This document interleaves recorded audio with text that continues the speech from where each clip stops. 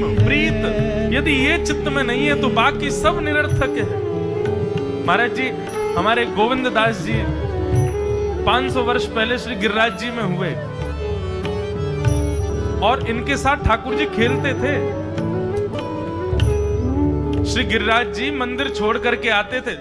हमारे यहाँ ब्रज में आज भी नियम है कि दोपहर में 12 बजे ठाकुर जी का मंदिर बंद हो जाते हैं सब जगह। 12-1 बजे सारे मंदिर बंद हो जाएंगे वृंदावन में। ठाकुर जी सोते नहीं है, ठाकुर जी गैया चराने जाते हैं। वृंदावन में तो बनचारी है ना ठाकुर जी, इसलिए गैया चराने गए ठाकुर जी।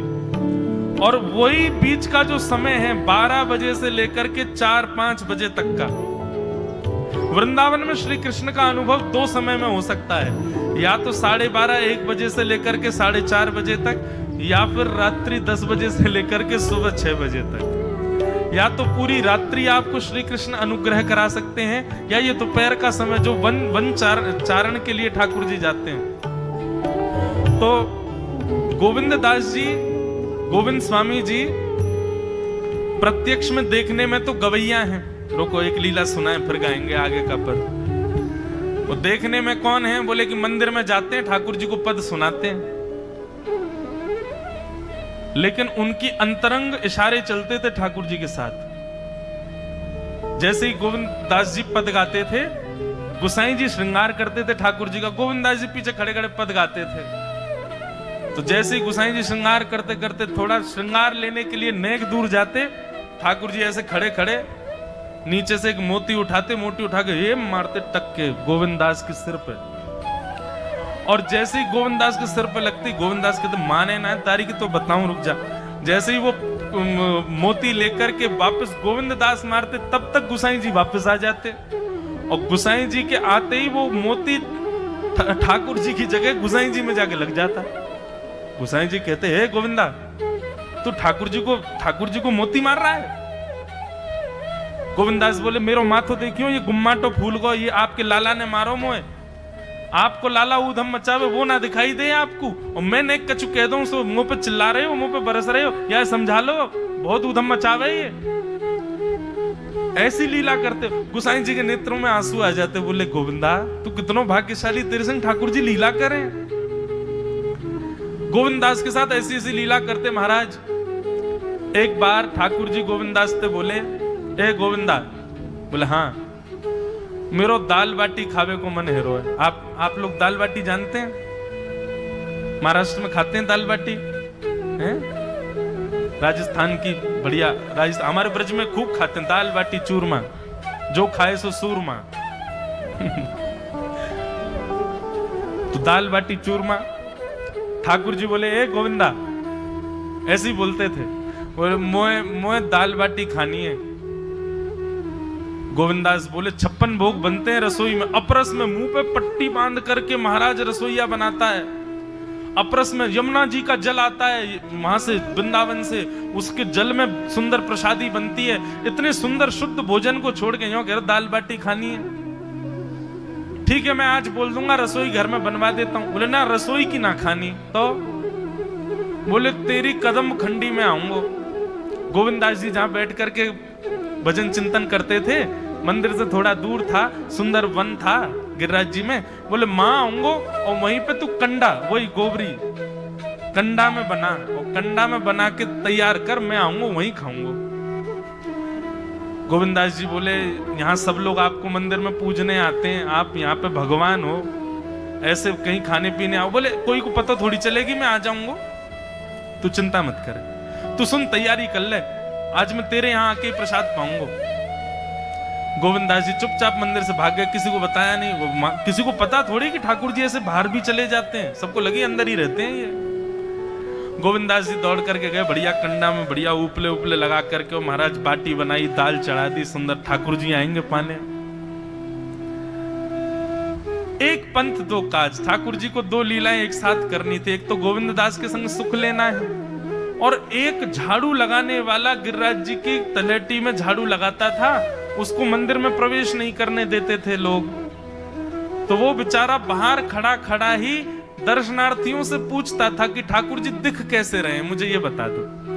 दर्शनार्थी आकर के बताते थे नीली ठाकुर जी ने बाघा पहना है, गले में मोतियों की माला है, मकराकृत कुंडल है, ऐसा टिपारा ठाकुर जी के सिर पर रखा है और ऐसा ठाकुर जी का श्रृंगार है।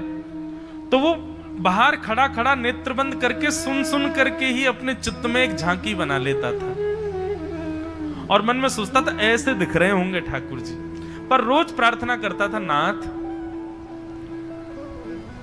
मुझे लगता है इस जन्म में तो आप मुझे कभी नहीं दिखोगे, भगवान इस जन्म में तो मैं आपके योग्य नहीं हूं, पर मेरे पे बस इतनी कृपा कर दो कि अगला जन्म मुझे दीजिएगा तो कुछ नहीं तो चेंटी बना देना, तो चेंटी बन करके मैं आपके 56 भोग में ही आ जाऊंगा, भीतर आके आपका दर्शन कर लूंगा, लेकिन मुझ पर अनुग्रह कर देना।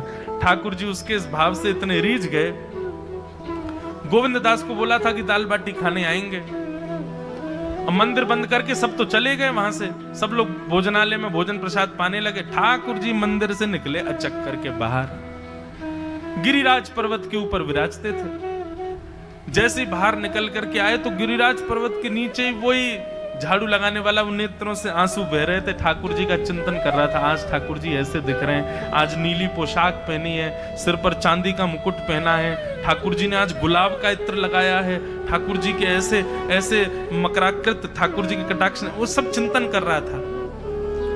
ठाकुर जी नीचे उतर करके जाने लगे, इतने में ही ठाकुर जी ने लीला करी और जोर जोर से ठाकुर जी चिल्लाने लगे, अरे जल्दी ते आइयो, देखियो मेरे पाम में कांटो लग गयो, अरे जल्दी ते कोई आओ या कांटे को निकारो, मुझको तो बहुत दर्द है रो है, अरे भैया जल्दी आओ जल्दी आओ।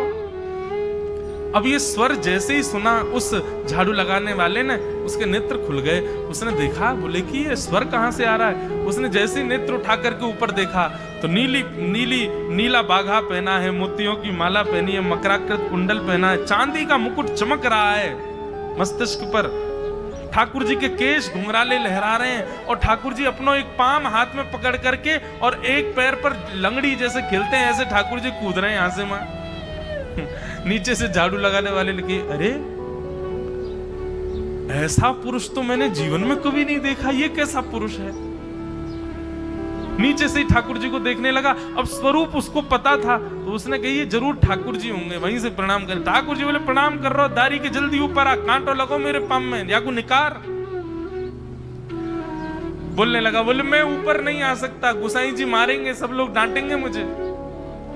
अरे नहीं गुसाई जी ऐसा कुछ ना कहें, ये सब तो बाहर के लोगों ने नियम बना दिए, मैं तो सबसे मिलूं, तू आजा जल्दी ऊपर। जैसे ही ऊपर गया, ज्यों-ज्यों ठाकुर जी के समीप जाए त्यों-त्यों उसके नेत्र सजल होते जाएं। ठाकुर जी के बिल्कुल समीप पहुंच गया। भगवान बोले, देख काई को रो भैया, जल्दी कर, मेरे पाम में कांटो लगो या को निकार। जिन चरण कमलों के स्पर्श के लिए सदा लक्ष्मी लालायित रहती है, ठाकुर जी ने उसकी गोद में अनायास अपने चरण रख दिए। बोले जल्दी कांटो निकार, कांटो लगो मेरे पाम में। अब वो ठाकुर जी के सुंदर तलवों को अपने हाथ से ऐसे देख रहा है, ढूंढ रहा है कहां कांटा लगा है, कहीं उसको कांटा मिल गया। अब इतने कोमल चरण ठाकुर जी के, उसके नेत्रों से आंसू भी गिरते जा रहे हैं, भाव विह्वल होता जा रहा है। मेरे सौभाग्य की सराहना, ठाकुर जी के इतने समीप। कांटा निकालने के लिए बार बार अपने अंगूठे से खींचे लेकिन कांटा नहीं निकले। ठाकुर जी बोले, अरे जे हाथ से ना निकलेगो। उसने पूछा कैसे निकलेगा। बोले अरे मेरो पाम पकड़ के अपने मुंह के पास ले जा और दांतन से निकाल, तब निकलेगो ये। आहा, कितनी कृपा की ठाकुर। कृपा की न होती जो आदत तुम्हारी, तो सूनी ही रहती अदालत तुम्हारी।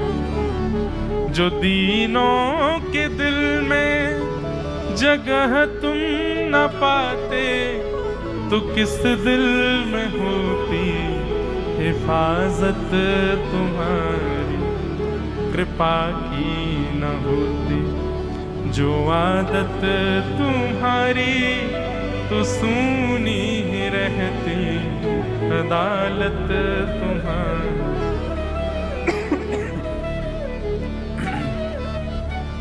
कितनी कृपा। उसने कांटा निकाला मुख से। ठाकुर जी बोले अब चल, मुंह से चलो ना जा रहा। गोविंद दास ने अपनी कदम खंडी में दाल बाटी बनाई है, मुंह ले चल वहां पे। बोला कैसे लेके चलूं। बोले तेरे कंधान पे बैठ जाऊंगा मैं और ठाकुर जी ने अपने दोनों पांव ऐसे लटका लिए उसके यहाँ पे और सिर पकड़ करके उसके ऊपर ही बैठ गए। बोले चल ले चल मुझको। वो तो महाराज बेहोशी सी हो रही है, उसको विश्वास ही नहीं हो रहा ठाकुर जी मेरे संग इतनी बड़ी लीला कर रहे हैं। गोविंद दास की कदम खंडी में पहुंचने से पहले उस बालक ने ठाकुर जी गोविंद दास जी मुझे बहुत मारेंगे, अगर उनको पता चल गई मैंने आपको छू लिया है तो मुझे बहुत डांटेंगे, आप एक काम करो अब यहाँ से आप पैदल चले जाओ, मैं यहीं खड़ा हूं। ठाकुर जी बोले यहीं खड़ो रही हो, तेरे काजी दाल बाटी लेके आऊंगा मैं। ठाकुर जी पहुंच गए गोविंद दास के पास। आहा, जो ठाकुर जी अचल दिखते हैं सबको मंदिर में, वो सचल दिखते हैं गोविंद दास को। कितनी बड़ी कृपा। गोविंद दास के यहाँ ठाकुर जी पहुंच गए और पहुंच करके ठाकुर जी बोले चल गोविंदा जल्दी खवा, मुझको तो बहुत जोर की भूख लगी है। गोविंद दास बोले हाँ हाँ बिराजो।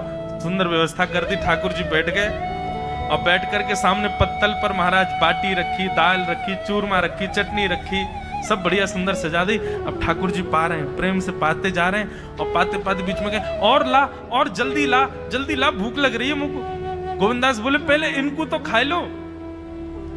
अरे ना तू जाने ना है मंदिर में मेरो भूख कैसे लगे, थाली में 2 रोटी और ये सब्जी, इनते मेरो पेट थोड़ी भरे, मेरे सामने तो सबरी सामग्री धर दो, मेरो जो मन होगा मैं उठा उठा के पाते जाऊंगा।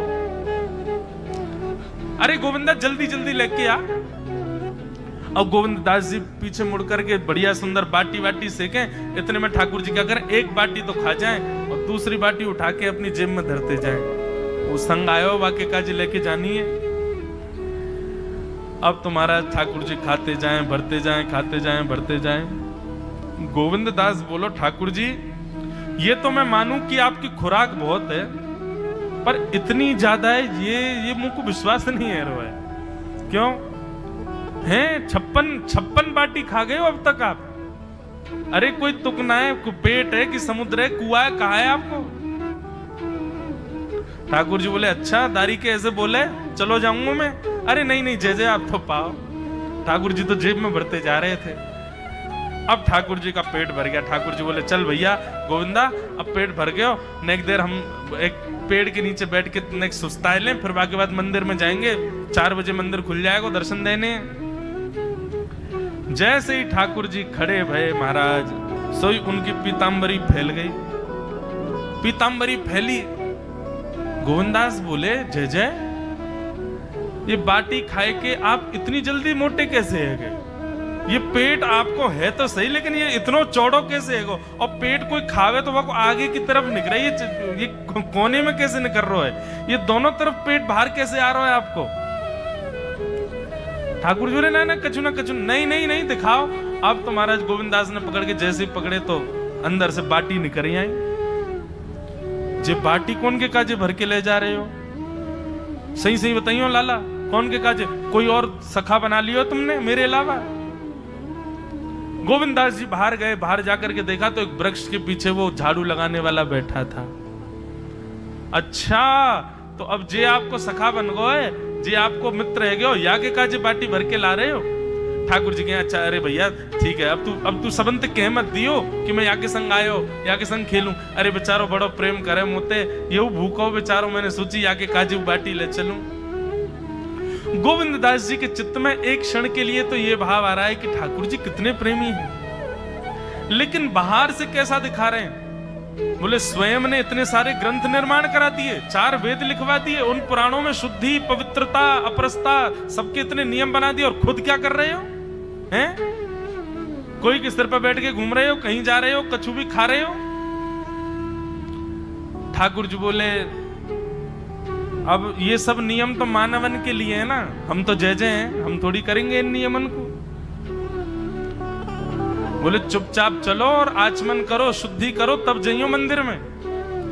वहीं गोविंद कुंड के पास में गोविंद दास जी ने जबरदस्ती ठाकुर जी बैठा दिए। बोले हाथ में जल लो। ठाकुर जी जल लेकर के बैठे। बोले अब करो अपवित्र पवित्रो वा सर्वावस्थांगतो पिवा।